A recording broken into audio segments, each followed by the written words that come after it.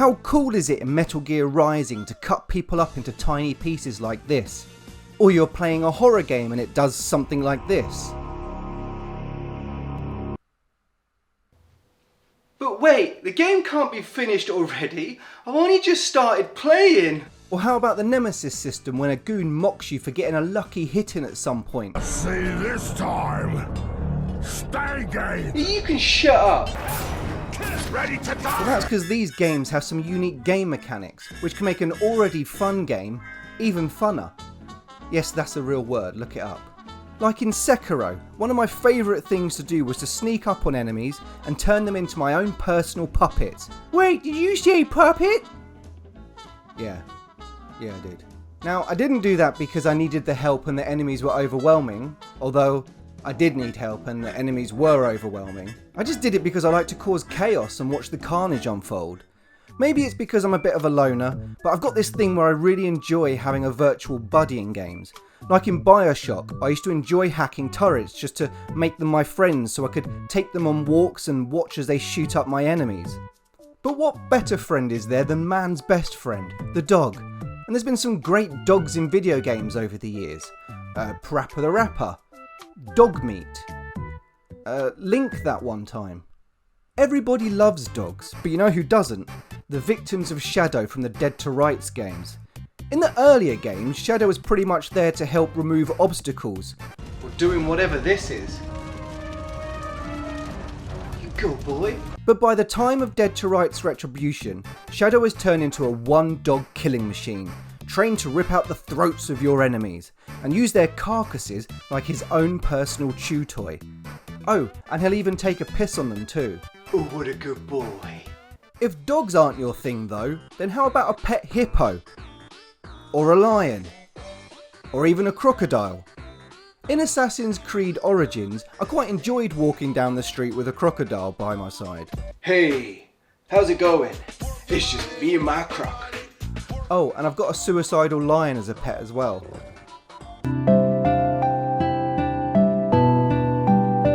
It's one thing to have a pet, but imagine taking over somebody's consciousness entirely, like in the game Mindjack.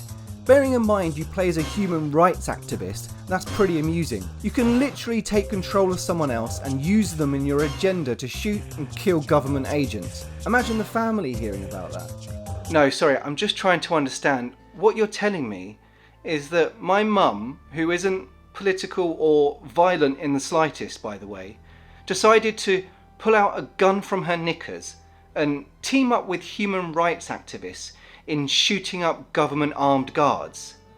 She's an accountant. No wait, I guess that does make sense, yeah. Instead of using humans as tools though, in Dark Sector you get to use this blade thingy, which is a bit like the one from that 80s movie Kroll. You know, the movie with Tucker from Grange Hill, aka the one who got HIV in EastEnders. I know that most people won't know what the hell I'm talking about here. Still, the best thing about this Kroll-inspired blade isn't how it can be used to solve puzzles. Rather, it can be used to slice and hack the limbs off enemies. Talking of hacking, what about that Watch Dogs, huh? Yeah, the series has its flaws, but it's quite funny to go around using your hacking device to go around causing road traffic accidents.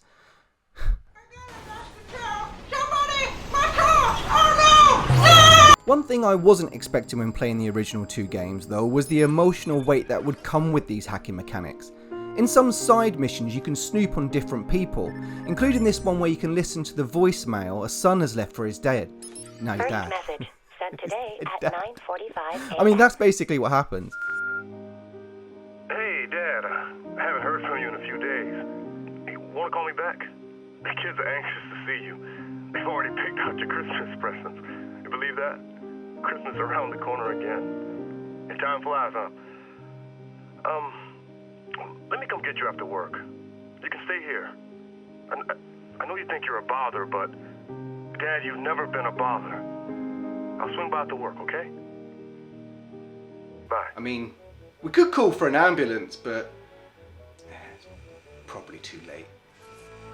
In Watch Dogs Legion, if you can recruit them, you can pretty much play as anyone, from construction worker to grandad over here.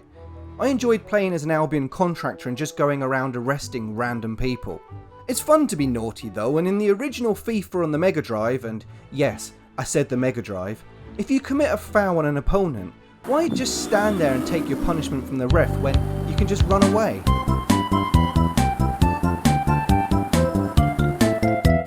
In the 2010 World Cup FIFA game on the Wii, the momentum meter and a well-timed shake of the Wiimote, and you could score some absolutely ridiculous goals.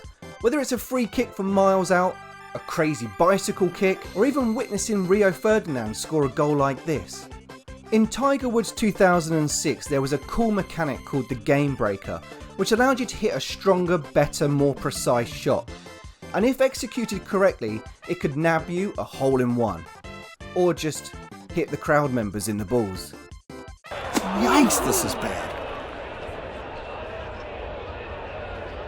Some games allow you to mess with the fabric of time and space, and that's cool with me.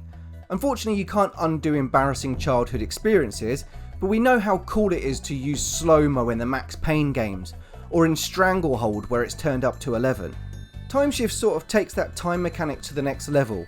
Not only do you get your standard slow-mo, but you also get the ability to pause or reverse time too. Not only is it used for puzzles, but it also allows for a whole host of sadistic ways to mess with enemies. Like pausing time and stealing their gun. Or blowing them up and rewinding time, and then doing it again. Life can be stressful, you know? Sometimes it's just little things that annoy us, and we just want to scratch that ultra-violence itch. In video games, of course. Like in The Punisher is the ability to torture people to get information. Where's your nearest Pizza Hut branch, you bitch? Silent Hill Shattered Memories has some really cool ideas, and it's a game that I'd probably like to do in a future video all on its own. The game psychologically profiles you throughout. For example, a psychiatrist will ask questions like, do you make friends easily? I've got lots of friends. Do you enjoy roleplay? You mean like Final Fantasy games? And do you like sticking things up your bum? No. So depending on your answers and the things you do, like if you hang out in the women's toilets, or spend your time looking at lewd pictures, Hey. Cheryl? the game will change the environment and characters around you. For example, what you say and do will determine whether you meet a cop that looks like this, or even like this. I want this one. Some games just like to mess with you, like Dark Souls where everything wants to kill you. Turning myself into some kind of inanimate object was one of my favourite things to do when playing Dark Souls 3. Oh no! He died! He doesn't know I'm a chair though.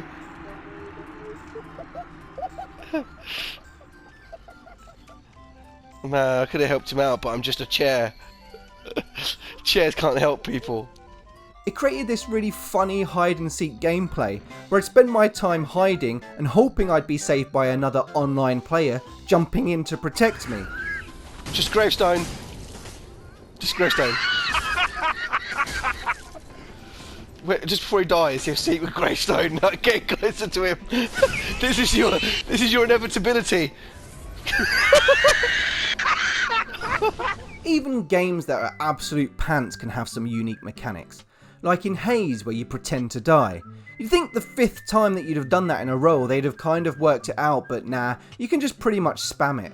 There are so many mechanics and stuff that I didn't mention, but I don't have time to talk about everything, and this wasn't trying to be some sort of exhaustive list or anything like that. So if there's mechanics that you've enjoyed, like the portal gun or whatever, don't kill me, alright? I'm old, I'll probably die soon anyway. Anyway, I hope you enjoyed the video, and if you did, you can do all that normal stuff like liking the video and subscribing to the channel, and you know, pressing the notification thingy-majiggy so you get a notification and someone comes knocking at your door to say, yo, guess what, there's a new Games Dungeon video, didn't you know? Oh, okay, I'll watch it later.